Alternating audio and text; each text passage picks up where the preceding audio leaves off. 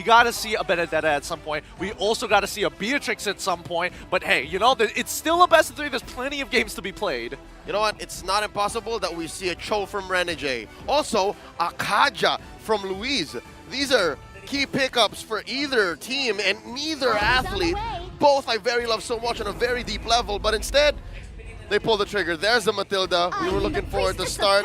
And of course, the Edith. All right, you know what? I'm still confused. Nope. Never mind. I know where that Edith's going. Oh, yeah. Yeah. Oh, yeah. It's looking real good here, at least for Blacklist International. To me, I think they're the more flexible team, right? It's all about execution at the end of the day and overall team play that really define Blacklist International. So far, I think a lot of weight is put on both OHEB and as well as UA to kind of not only create that space, but be very careful with their positioning. That Benedetta could be deadly, especially with a quick follow-up from a Kufra. Another. I would say like this is like a signature pick, right? You mentioned earlier what could go in the hands of Luis. This is perfect for the lineup that they're bringing here for Game 1. That's the third in his trinity. The Kaja, the Cho, and the Kufra. Here we go. In just a bit, we're about to get the numbers and the lowdown on these two lineups between Blacklist International and RRQ Akira going into Game 1. Gideon, how do you reckon? The quick breakdown is going to look like RRQ trying to slow down the overall snowball that could be developed by Blacklist International. Keep your eyes on Sensui because he's going to be the big linchpin for this team as they start moving into the mid-games. Those neutral objectives from third turtle onwards is going to be highly contested by RRQ Akira. Hopefully, that's going to be enough for Luis to find that pick. Here we go. Game number 1. We're loading into the land of Dawn. Joseph, Gideon, the rest of the world, welcome. Join us here for game number 1 between RRQ Akira and Blacklist. Let's notice the early rotations. Which of these teams actually might want to go fast? Well, personally for me, I think it's going to be Blacklist International. There's so much snowball potential with a hero like Guinevere as well as the Brody, both of which can be enablers to start hitting bigger structures rather than playing for neutral objectives. Because keep in mind, that mid lane, UA has to have a good lock on it, and maybe it could be a potential for Luis to punish, but in most situations, especially when you have Purify, it's going to be a little harder than it looks. Not only that, but you know, so far from what we've seen, I feel like we've been focusing so much, even on the roam potential, Luis, even in the jungle. Again, gold lane in this factor with these two teams is going to be huge, right? We already know signature pick, Gusta Lagusta loves this Claude. We've seen it shine, not only in the way that it can turn the tide of some of these team fights, but even the split push potential later on. I could hear everybody just get a little nervous there, like, oh, Gusta Logusta, you can't be given first blood like that so early on. But keep in mind that a lot of the EXP lane bans were targeted towards Edward, and Blacklist International replied. So that's why King is up here to make sure that Edward feels that pressure, and smart decision by Edward to freeze that lane as quickly as he can. All right, so pressure down bottom from Blacklist. Up top, it's RRQ. Here, they catch him in mid. Here we go for Sensui here, but gets out easily with a guiding wind. Again, I'm expecting somewhat of a stalemate until that first turtle comes up here. Yeah, and even when the first turtle comes up, right, keep your eyes on both the supports. They have a very important role. Like, Renegade not only has to somewhat give information, but also save the team members who won't have their ult in time for the fight or are a little too far deep. And based on what we are seeing from at least the Emblem sector, UA is making sure that he has the cooldowns to maintain that mid-control. Turtles already spawned. Both teams going for the pull. Blacklist wins. Gonna go for the reset. Looking at the back lines, RRQ Akira reinforcing that. Stolen ult is the Primal Wrath.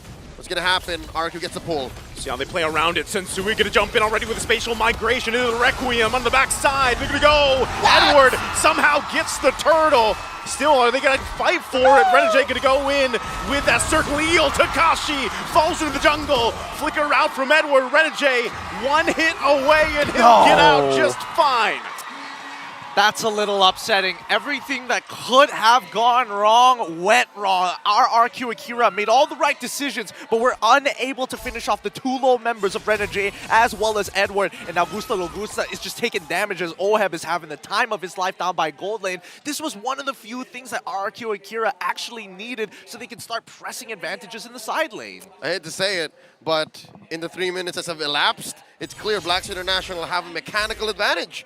every little inch, the little decisions that you make in the fraction of a second makes a difference. It adds up to about 1,000 gold ahead now, even in the gold lane. That's far isolated from what happened in the turtle pit. You can see that Oheb is giving Gusta Lagusta hell. Oh man, I mean, I think as long as Blacklist International kind of maintain this pace and not give RRQ Akira that initial burst, then it should be fine, right? Because Oheb's already doing a very good job. Oh, even there, once again, the focus in this gold lane.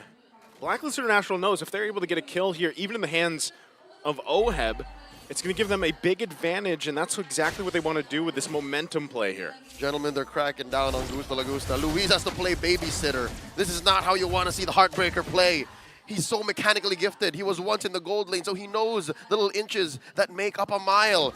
It's just not how he plays to protect his gold laner. This is tough. Yeah, playing defensively is not ideal, especially when you're on Kufra. There's so much that you could be doing, but at the end of the day, it's still dependent on your teammates. And let's not forget, it's not only affecting Luis, it's also affecting Sagan. The way that he paths, he's fine. He's all right. Thank goodness. Whew. Still on the black shoes, right? Yeah. And he's also rocking Purify. Actually, there's a couple over here. You're going to have to really play around that because even on the other side, RRQ Akira has their Purifies as well to deal with a lot of this CC going to be thrown at them. So you can see it. Everybody except these gold laners getting ready for this. Renegade going to go ahead and use that Circle Eagle. Edward jumps in with a flicker. Right on Saigon. Gets that black shoes out himself. There's a spatial migration. Takashi's going to fall again. Luis tries to follow up, but he's got no backup as it's a double for Edward.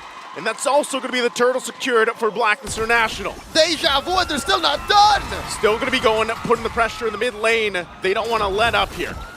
Beautiful stuff. Honestly, really beautiful stuff coming in for the side of Blacklist International. The way that they actually look to punish RRQ Akira is very simple, right? They're looking for Sagan specifically, and even for Edward, he has got his guns out. Gusta is fine. Oh, no! Hello. Okay, jumps in with a spatial migration, though. Luis, thankfully there in time, but it looks like there might want to be a response. You're seeing here how precise and how exact Blacklist International's movements are. Was this not just a replay of what happened in the first turtle fight? A big win up top, a kill, and then a rotate down bottom, and eventually they convert into a turret up top. They're trying to turn on Edward. Is this the right call? I think at this point, RRQ Akira need to find anything that they possibly can. Look, Edward, he's trying to protect this turret. Wow, he does. Keeps it alive, utilizing that Primal Wrath against the two members of RRQ Akira. Like a Chad.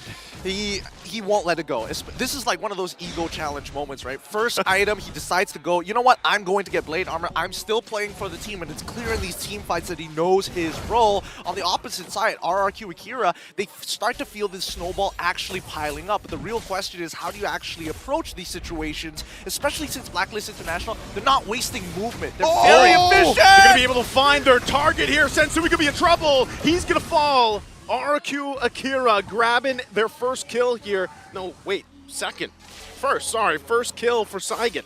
Yep, it's their first kill. And they spot out the jungler, Sensui, who, by the way, I just got a note, man. What's going on? His first item after the casual Molten Essence is the Brute Force Breastplate. Is there no better sign of success than excess? You usually don't build Brute Force Breastplate. Like, what was he thinking? Is it because of the damage coverage that RRQ Akira has? Well, that also, as well as the fact that he might be looking for opportunities to actually out-farm his opponent, right? Especially you're up against a Boxio. Let's keep that in mind. The movement speed is going to be useful. Well, they could use it here for this turtle. They're going to go for it. They jump in, but Sensui somehow steals the turtle away. The Retri on point. Takashi falls again. That's the third now. Blacklist International finding the punishes where they can. Notorious for having some of the sharpest retributions, dare I say, the best of the best from all of the Philippines, Southeast Asia, the world. Sensui's retribution is notorious. It's world class. Oh, that's why he's on Blacklist. Oh, whoa, whoa, whoa! Still going to be going for it again, trying to hold down this mid lane. They're going to force him back, but that's just the objective for Blacklist International. Really good moves coming out from specifically the Hitman, right? He is sniffing out where Luis is. He understands what Kufra wants to do, and if he's able to smother it really early on... No, he's fine. Look, it's Edward, right? Agent Zero, he's not a prime target for RRQ.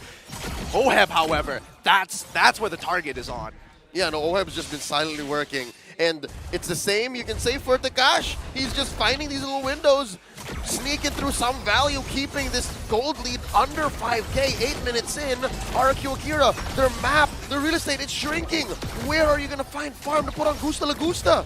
I mean, even with this, like, when they try to find their own moments, that's where the Guiding Wind plays such a integral part of this. Blacklist International is able to just pull someone to safety, and RRQ Akira, they're trying to just kind of catch up right now. Just struggle a little bit here. They're 5K behind nearly the 9-minute mark. Gideon, are you seeing this? Are you seeing this? OHEB is a world away from Gusta La Gusta. That's almost 2,000 gold. It's almost 2,000 gold here, right? And if we're talking about like questionable things that are being built right now, I'm already looking at Benedetta. He's going for the Blade of Heptases. It's like a semi-damage, but you're not going for Hunter Strike, which is generally the more efficient item because you need the movement speed to get in and out of these fights rather than the burst. And then he's building full tank after. So I don't know about Takashi right now, but I think he recognizes that his moves are too telegraphed, so he might as well get the stats to buff him up to make sure, even though his opponents know it's going to happen, that he will protect himself. That's true. Again, we can only really theorize and wonder what's going on in these odd builds. Look at the damage. Look at Yue. Wow. He is Damage. I mean, that's the best that we can actually put it, right? 12. Well, again, he is so far ahead of the curve. Yue is that important when it comes down to these to the peel from RRQ Akira, especially when they find that initial engage, and that's when we see the snowball actually happen, right? It's all part of the checklist. Unlock the OHEB, get into their jungle, start taking them down on neutral objectives, and from third turtle onwards, it's Blacklist International control.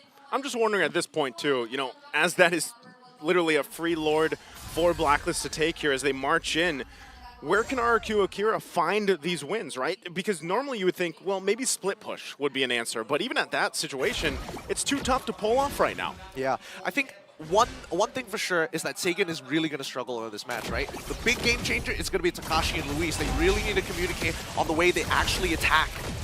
All right, luckily enough, RRQ Akira has respectable wave clear. They are going to successfully defend in mid. And I'd like to think you're right. And from very different angles, Gideon, Takash off the fight. He has to be very far away to try and, again, control that gold lead, control the map. For Luis, man, you got to get some defensive jumps in.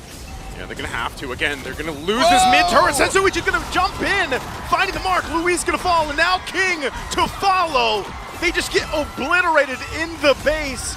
Now Blacklist International with the lead. They're going to go ahead and continue to assault down the base turrets of RRQ Akira. Do they cap it out? Edward going to jump in. Takashi falls.